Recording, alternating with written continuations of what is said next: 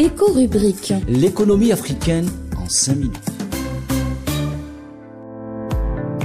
Amis africains, bonjour. Toujours dans les recommandations de la CNUSED par rapport au développement en Afrique, nous noterons cette dernière proposition relative à la nécessité d'engager des réformes économiques structurelles audacieuses.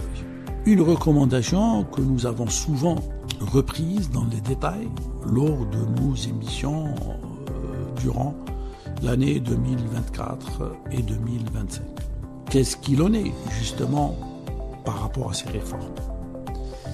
Ce qui est certain, c'est qu'une grande partie de pays africains souffrent d'instabilité institutionnelle et de manque d'institutions stables et techniquement bien gouvernées.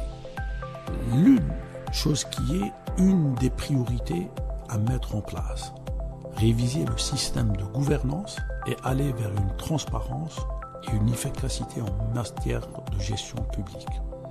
C'est la condition préalable à toute réforme structurelle, qu'elle soit une réforme budgétaire, monétaire ou une réforme des marchés et de libération des potentialités économiques et de mise en place de logiques privées dans la gestion de la chose économique.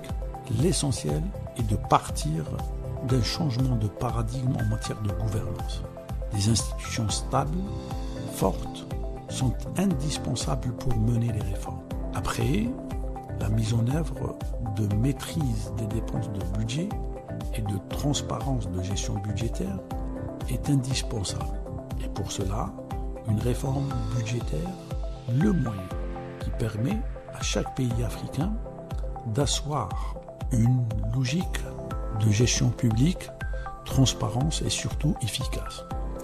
Il en est de même pour les politiques monétaires ou pour les politiques de prix qui devraient être corrigées de façon à faire à ce que les facteurs de production soient mis en œuvre avec des prix compétitifs, attractifs et concurrentiels. Des réformes difficiles à mener car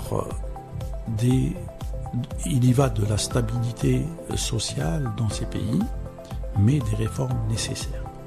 Les bons exemples sont à citer en Afrique pour dire que cela est possible. Ce qui s'est passé en Égypte, il y a de cela 2 années, commence à donner ses fruits. Et les avantages comparatifs qui étaient souvent non pas assez bien exploités commencent à se transformer en avantages concurrentiels. Les réformes menées en Algérie constituent aussi un exemple à saisir, un exemple à reproduire. Le génie africain pourrait donner lieu à la mise en œuvre de plusieurs politiques qui pourraient constituer le salut des pays africains en les mettant sur la voie du développement, sur la voie de la croissance.